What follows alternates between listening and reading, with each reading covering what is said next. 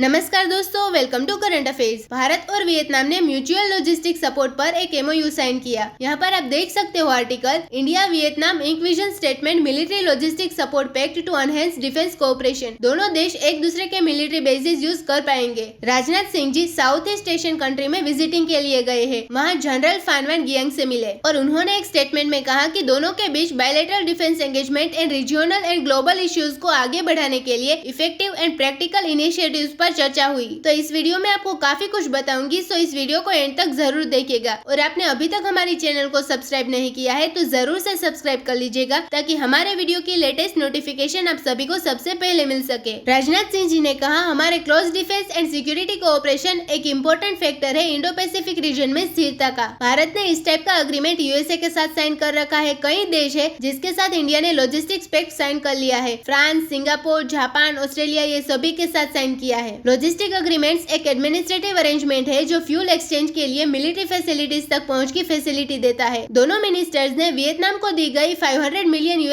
की defence line of credit के final निर्णय को अग्री किया। भारत और वियतनाम 2016 से कॉम्प्रिहेंसिव स्ट्रेटेजिक पार्टनरशिप शेयर करते हैं एंड डिफेंस कोऑपरेशन इसका मुख्य स्तंभ है। दोनों देश over 2000 years civilization and cultural relations की एक रिच हिस्ट्री शेयर करते हैं। भारत और वियतनाम के बीच कंटेम्पररी टाइम से सबसे ट्रस्टवर्दी रिलेशंस बने हुए हैं। वियतनाम आसियान का एक इम्पोर्टेंट कंट्री है। स्ट्रेटेजिक साउथ चाइना सी में चाइना के साथ टेरिटोरियल डिस्प्यूट्स है। चाइना लगभग सभी साउथ चाइना सी पर भी अपना क्लेम करता है। हालांकि Taiwan, Philippines, Brunei, Malaysia, Vietnam सभी इसके कुछ पार्ट्स पर क्लेम करते हैं। बीजिंग ने साउथ चाइना सी में artificial islands and military installation बनाई है। भारत के पास साउथ चाइना सी में वियतनामी जल क्षेत्र में ऑयल एक्सप्लोरेशन प्रोजेक्ट्स है। मिनिस्ट्री ने कहा कि इंडिया वियतनाम डिप्लोमेटिक रिलेशंस की स्थापना के 50 इयर्स और भारत की आजादी के 75 इयर्स के हिस्टोरिकल ओकेजन पर डिफेंस मिनिस्टर की visit bilateral defence cooperation and comprehensive strategic partnership को मजबूत करेगी। इंडिया और वियतनाम को इंटरेस्ट है डिफेंस एंगेजमेंट को इम्प्रूव करने का। इसका रीजन है China. Communist party of China ने आसपास के कई देशों पर अटैक किया है। 1950 में तिब्बत को अटैक कर दिया, 1954 में ताइवान को अटैक करने की कोशिश करी, फिर 1962 में इंडिया को अटैक कर दिया। लेकिन 1979 में एक ऐसी वॉर हुई जब चाइना के 20,000 से भी ज्यादा सोल्जर्स मारे गए। वियतनाम के एस्टिमेट्स बताते हैं कि जब चाइना ने 1979 में वियतनाम को अटैक किया था तब चाइना के करीब 60 से 80,000 सोल्जर्स मारे गए थे। तो चाइना की हिस्ट्री में वियतनाम वॉर ब्लंडर साबित हुआ। ये वॉर खत्म हुई थी विथ यूएस विक्ट्री। यूएस ने वियतनाम में बहुत ज्यादा बॉम्बिंग करी थी, मगर 1979 में चाइना ने बहुत बड़ा अटैक कर दिया था वियतनाम में कि यूएसए को वेपन्स प्रोवाइड करने पड़े चाइना को। और चाइना की जो मिलिट्री फेल्योर था वियतनाम में, ये एक यूएस की विक्ट्री थी। 1979 से 2022 तक आज भी वियतनाम को पुश किया है अमेरिका के ऑर्बिट में। 1979 की बॉर्डर वॉर के बाद आज भी चाइना का नाम सुनते ही वियतनाम के लोगों में बिटरनेस देखने को मिलती है। चाइना की कोई कंपनी कोई प्रोजेक्ट ओपन करना चाहती है वियतनाम में, तो वियतनाम के आम लोग इकट्ठा हो जाते हैं बैनर लेकर कि चाइना वॉर चाहता है, इसलिए चाइना के साथ बिजनेस भी नहीं करना चाहते हैं। तो इसलिए वियतनाम की सरकार के जो सिक्योरिटी कंसर्न्स है चाइना को लेकर, इस वजह से वियतनाम न्यूट्रल एलाई बन जाता है इंडिया का। इंडिया और वियतनाम जेन्युइनली फ्री कंट्री है, तो आपको एक फ्रीडम का प्राइस पे करना होता है। इसलिए इंडिया और वियतनाम ने 2030 ईयर का एक विजन स्टेटमेंट साइन किया है, जिसमें दोनों देश बहुत ज्यादा कोऑपरेशन बनाने वाले हैं डिफेंस सेक्टर में। और इस सब के अलावा इंडिया वियतनाम का ट्रेड $14 बिलियन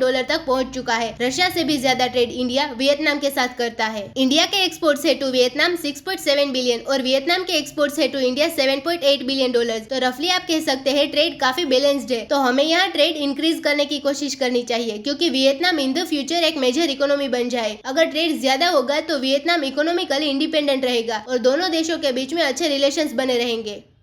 तो इसी नोट के साथ वीडियो करते हैं खत्म। उम्मीद है यहाँ पे आपको काफी कुछ जानने को मिला होगा। Thank you for listening.